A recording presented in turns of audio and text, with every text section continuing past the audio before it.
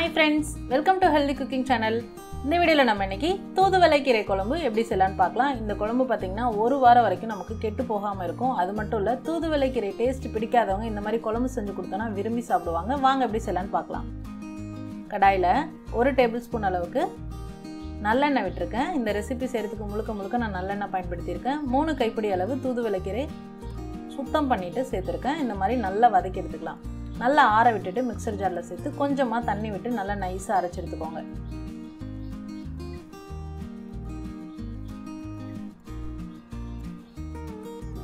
அடுத்ததா குழம்பு செய்யறதுக்கு 2 டேபிள்ஸ்பூன் அளவுக்கு நல்லெண்ணெய் விட்டுருக்கேன்.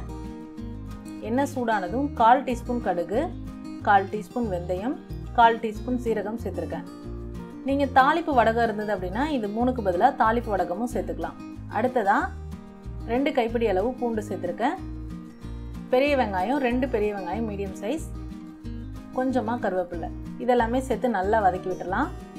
வெங்காயம் பூண்டு நல்லா வதங்கி வந்ததுக்கு அப்புறமா தக்காளி சேர்த்துக்கலாம்.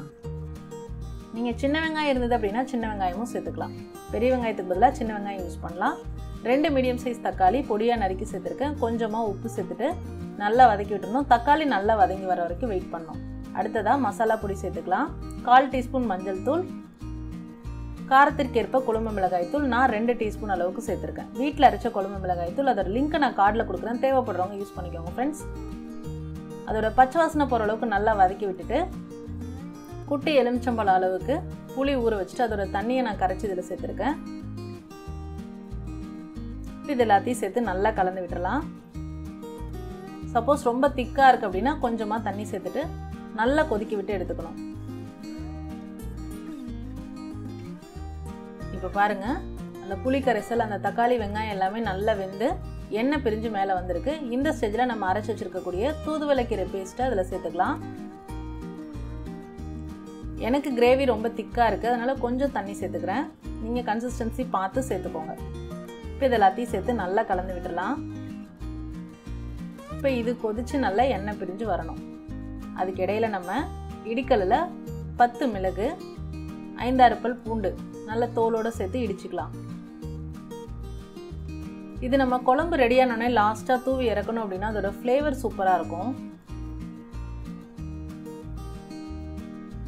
பாருங்க, இந்த மாதிரி இடிச்சு எடுத்துக்கோங்க. இப்போ நம்ம குழம்பு ரெடி ஆயிடுச்சா பார்க்கலாம். சூப்பரா ரெடி ஆயிடுச்சு. பாருங்க, எண்ணெய் நல்லா பிரிஞ்சு வந்திருக்கு. இந்த ஸ்டேஜில் நம்ம குழம்பு அடுப்பை ஆஃப் பண்ணும் போது இறக்க போகிற சமயத்தில் இந்த மாதிரி பூண்டும் மிளகும் தட்டி சேர்த்துட்டோம் அப்படின்னா ஃப்ளேவர் சூப்பராக இருக்கும். சேர்த்துட்டு கலந்து விட்டுட்டு ஸ்டவ் ஆஃப் பண்ணிடலாம். இந்த தூதுவளை கீரை குழம்பு பார்த்தீங்கன்னா இட்லி, தோசை, சூடான சாதம் இது எல்லாத்துக்குமே பர்ஃபெக்ட் காம்பினேஷனாக இருக்கும். ட்ரை பண்ணி பார்த்துட்டு உங்களை கமெண்ட் மறக்காமல் சொல்லுங்கள் ஃப்ரெண்ட்ஸ். இது போன்ற ஹெல்தி ரெசிபீஸ்க்கு மறக்காமல் ஹெல்தி குக்கிங் சேனலை சப்ஸ்கிரைப் பண்ணுங்கள். இந்த வீடியோ உங்களுக்கு பிடிச்சிருந்தா லைக் பண்ணுங்கள், ஷேர் பண்ணுங்கள், கமெண்ட் பண்ணுங்கள். தேங்க்ஸ் ஃபார் வாட்சிங்.